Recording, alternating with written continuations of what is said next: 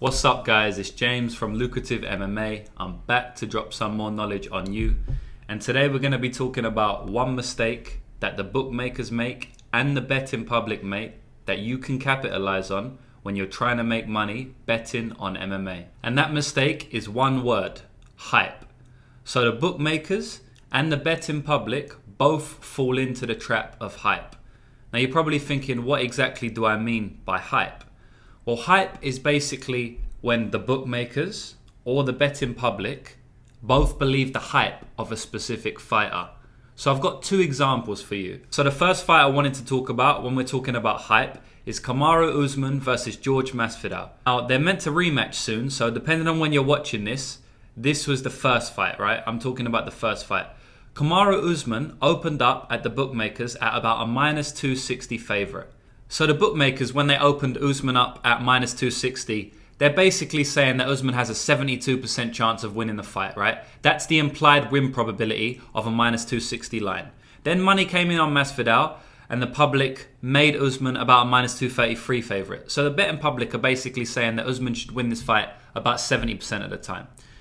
And I know hindsight is 2020, right? But if you really think about it, Usman should have definitely been a much bigger favorite. Usman should at least have been a minus 400 favorite, right? Which would make the implied win probability of Kamaru Usman 80%. Now, I think that's a little bit more fair, okay? But the reason why it never got there, the reason why the line never got to minus 400 was purely because of hype. It wasn't because of George Masvidal's skills.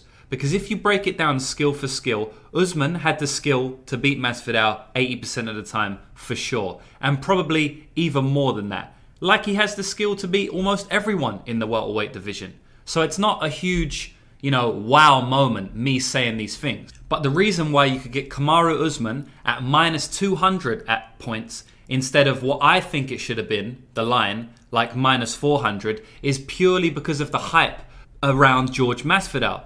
So George Masvidal had obviously come off huge knockout wins over Darren Till and Ben Askren. These wins, these knockouts were hugely publicized knockouts, especially the knockout over Ben Askren. It was the fastest knockout in UFC history and it basically shot him to stardom. Then he fought Nate Diaz in the BMF fight, right? The UFC made a title called the Bad Motherfucker title. They even made a belt, which they've never done before. And they put it on the line for the fight between Nate Diaz and George Masvidal. I believe it was The Rock, if I'm remembering rightly. The Rock actually walked out George Masvidal for that fight. So there was so much hype around George Masvidal. And of course, he won the BMF title, he beat Nate Diaz. And that hype didn't stop there, of course not, It carried into his title fight against Kamaru Usman.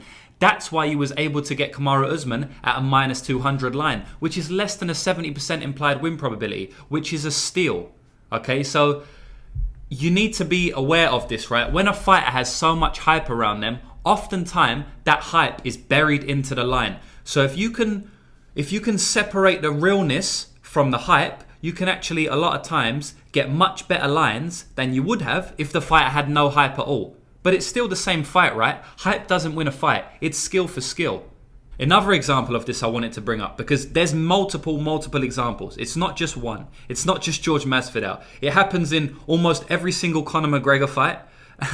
But another example, because it happened so recently and because the fighter that you should have bet on was actually an underdog this time, I wanted to bring up, which was Kevin Holland versus Derek Brunson, right? So Kevin Holland, for those of you who don't know MMA, his nickname is the Big Mouth, right? His nickname was given to him by Dana White as the Big Mouth because basically he's got a big mouth. He talks during his fights, right?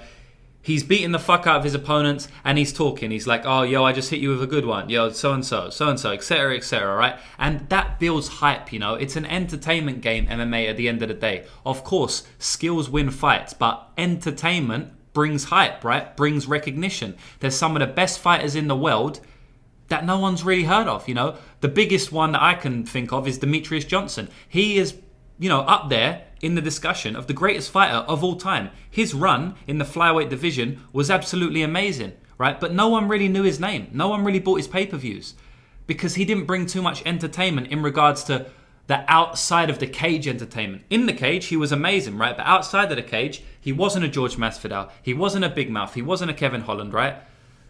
But Kevin Holland, he did bring a lot of hype. So when he fought Derek Brunson, who was a very good wrestler, that line should have been flipped, in my opinion. Kevin Holland should have been an underdog, and Derek Brunson should have been a favourite. Because skill for skill, if you break it down, Derek Brunson had all the tools to win that fight. He was a good wrestler, and we had seen Kevin Holland multiple times controlled on the ground by fighters who are not on the same level of wrestling as Derek Brunson. But because of the hype, because Kevin Holland had been known as Big Mouth, because Kevin Holland the year prior, 2020, had won 5 fights in 1 year, and I believe it was 5 fights in about 7 months, and he got Fighter of the Year on a lot of MMA media outlet awards, he had a lot of hype going into that fight, and that was baked into the line. Okay, so you could get Derek Brunson as a plus 150 underdog. So that's another example of when hype is baked into the betting line. You need to be watching out for this, and you need to be betting against these fighters with hype. Now look, of course, the hype's there for a reason. A lot of the time, the hype is because they do good things in the octagon. For example, George Masvidal, even Kevin Holland, before that Derek Brunson fight, he done a lot of good things in the octagon. But you have to take each matchup skill for skill as it comes. And a lot of the time, the betting lines are completely inaccurate just because of the outside of the octagon stuff. So make sure you're aware of this. You should be aware of this now. I hope you are after the video. Make sure you're looking out for this constantly. Any time a fighter has hype, look to bet against them.